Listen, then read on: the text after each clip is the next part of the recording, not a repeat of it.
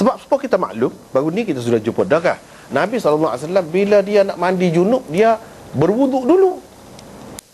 Dia tidak berwuduk kemudian. Baru ni kita sudah bicara panjang dah tu. Bila berwuduk dulu, lepas tu mandi, cebok air. Cebok air. Mestinya sentuh. Kalau menyentuh atau bersentuh-sentuhan itu membatalkan air sembahyang, tentu dia tak buat lagu tu, dia beringat lah. Tentu dia kata, demo lah, mandi dulu, takut sentuh kau misalnya dah. Atau kita mandi dulu kau, tak juga, mandi sekali. Bila sekali duk cebok, mestilah ada terkena. Takkan pakai sarung tangan ketika mandi. Takkan pakai sarung tangan, tak pernah sabar. Nak suruh rata kan kena air. Mestilah tidak, tak ada halangan.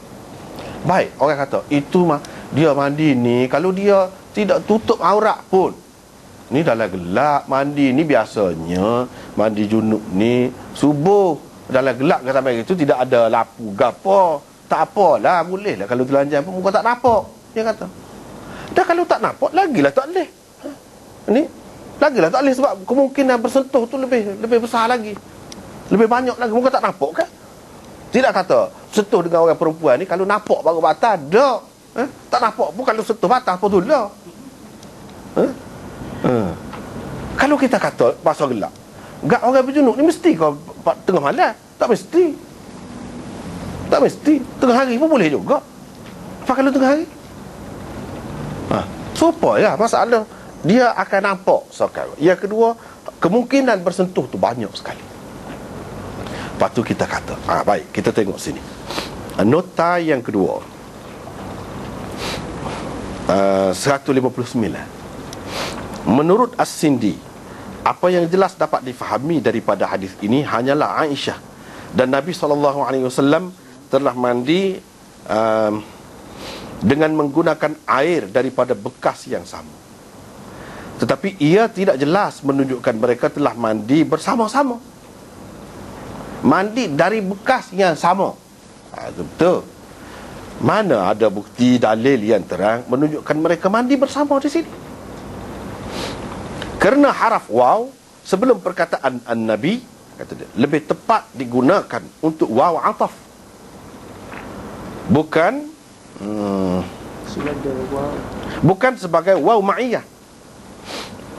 Kerana waw, haraf waw sebelum perkataan an-nabi, sebagaimana sedia dimaklumi bahawa waw ataf itu tidak semestinya menunjukkan sesuatu perbuatan telah dilakukan bersama, walaupun bekas yang sama telah digunakan. Kesimpulan yang dibuat Bukhari bahawa mereka berdua telah mandi bersama-sama itu adalah berdasarkan riwayat lain yang dengan jelas menunjukkan mereka benar-benar telah mandi bersama-sama.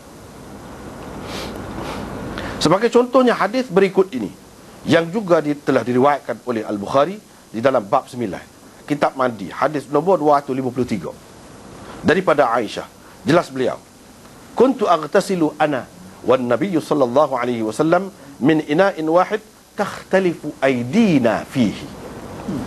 Bermaksud, aku sendiri telah mandi bersama-sama Nabi sallallahu alaihi wasallam dengan menggunakan air daripada bekas yang sama, dalam keadaan tangan-tangan kami bersilang selisih untuk mengambil air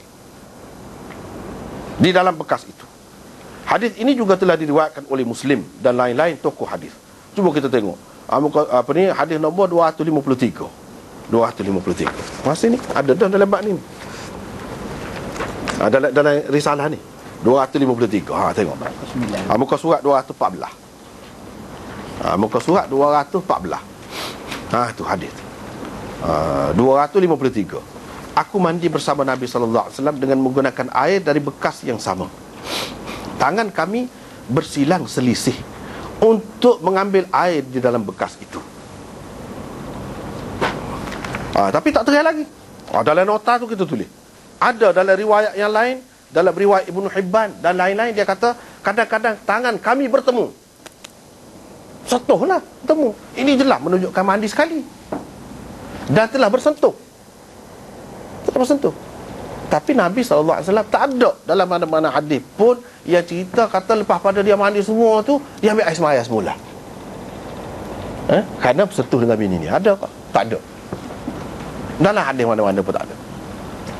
Air semaya hok dia ambil tadi, dia tak basuh kaki. Atau katakanlah dia basuh kaki seperti bau ni kita sudah bincang dah. Tapi dia tak ambil pula air semaya. Kalau kita kata dia tak basuh lagi kaki, akhir sekali dia basuh kaki. Kalau batal air semaya, kena ambil daripada awal lah pula. Ni tak menunjukkan tak batal air semaya. Ini antara dalil Imam Bukhari bahawa lelaki dan perempuan tak batal air semaya betul. Itu dalil dia. Lepas tu kita kata bercanggah lah, kita belajar sini cara Syafi'i ni batal air semaya, sentuh tak boleh sentuh. Kod ni pun tak boleh, kod ni pun tak boleh. Tak boleh belakang. Kod ni pun tak boleh, belakang tangan pun tak boleh, kod ni pun tak boleh. Tak boleh belakang. Menyentuh kau, disentuh kau tak boleh. Sama-sama sentuh tak boleh. Tak boleh belakang. Cuma adalah perincian dalam mazhab Syafi'i ada. Kalau orang tu tua sangat misalnya, dia ada pula, tak apa pula. Ada perinciannya. Kalau berlapik tak apa. Kalau budak kecil sangat, perempuan tak apa. Ada juga kecuali tu. Pergilah kepada Imam Malik. Dia kata sebab itulah kita kata hak batal air sembahyang ni kalau ada nafsu. Kalau ada nafsu, ketika bersentuh tu batal. Kalau sentuh saja tak ada nafsu, tak naik rai lah orang kata, tak ada gapo, tak batal air sembahyang. Itu pendapat dia. Pakai budak kecil nak ada nafsu lagu mana? Tak ada. Orang tua sangat pun lagu tu juga kata dia. Orang tua sangat pun tak ada nafsu. Sebab tu ya kita kata hak batal air sembahyang ni apabila ada nafsu. Ada nafsu ni hak ramai-ramai lah, biasalah. Bukan hak tua sangat ataupun budak sangat, tidak termasuk hak tu. Imam Malik kata gitu. Tengok demo pun cuba nak pergi lagi tu juga akhirnya. Atau orang tua tak apa. Kalau budak sangat tak apa. Pula kata dia. Itulah kita kata tu. Hanafi kata dengan Bukhari kata tak cara ada nafsu kau, tak ada nafsu kau. Muda kau, tua kau, budak kau, disentuh kau, menyentuh kau, tak batal berlaku. Tak batal. Dia pegang, baru ni kita sudah sebut dah. Dia pegang dengan hadis Nabi sallallahu alaihi wasallam. Kana Nabi sallallahu alaihi wasallam yuqabbilu ba'd azwajihi thumma yusalli wa lam yatawadda. Hadis riwayat Abu Daud dan lain-lain lagi amalah ni. Ada. Nabi sallallahu alaihi wasallam dia siung bini dia. Lepas tu dia tubik pergi sembahyang dengan tidak ambil air sembahyang. Kalau batal, bapa nak pergi sembahyang ni, ke bini ni boleh jadi ada naik nafsu. Kita kata itu khusus untuk Nabi. Tak ada dalil khusus. Dia buat gitu tu, kalau orang lain buat pun tak apa. Kalau lah dia takut naik nafsu nanti batal, dia kena royak lah. Ini aku, orang lain tak boleh. Dia kena royak. Dia tak royak. Tak ada dalil khusus. Sebab itulah orang Hanafi, Imam Syafi'i kata tak ada. Mesra benar lah Nabi SAW. Tidak kata apabila nak pergi dekat nak semayang ni kan, nak ingat kepada Allah, paling kemuncak lah semayang. Aqimis salata li zikri. Nak suruh ingat Tuhan lah semayang. Dekat-dekat tu kita tak boleh dah. Dah ambil air semayang dah kan, saat ni ambil air semayang suci. Tak boleh dah dengan perempuan-perempuan di dunia. Tidak boleh kita kata begitu. Buktinya Nabi sendiri buat. Mesra dia tu rapat dekat semayang tu. Sampai ke situ. Nak ayat tak ada halangan untuk kita mendekatkan diri dengan Allah, kita berhubung dengan perempuan kadar tu. Setubuh tak boleh lah. Setubuh kena mandi junub lah waktu tu. Tapi kalau sekadar sentuh ni bukan sentuh biasa. Cium ni biasanya naik nafsu. Ini menunjukkan tak apa. Kalau ada nafsu pun tak apa, tak batal sebenarnya. Sebab cium ni beza daripada sentuh biasa. Cium pula bini. Bukan budak kecil. Dah kalau begitu, apa? Batal semayang. Imam Bukhari pegang. Kalau kita kata tu tidak kuat mana tu dalam Abu Daud, hak ni dalam Bukhari ni dia bersentuh tangan, dia berselisih tangan. Lagu mana? Sebab itulah kita kata kalau kita tidak mengaji hadis, mengaji fiqh saja kita tak tahu. Untuk tahu hak tu, bahasa sedap hak tu, cubalah pakai hak orang lain kata. Jangan nak tahu puluk kaunya saja. Cuba pakai begar tu kata. Begar kau apa-apa lah. Cuba. Mana tahu takut kita lebih minat tu pula kemudian. Kemudian mana lah ni?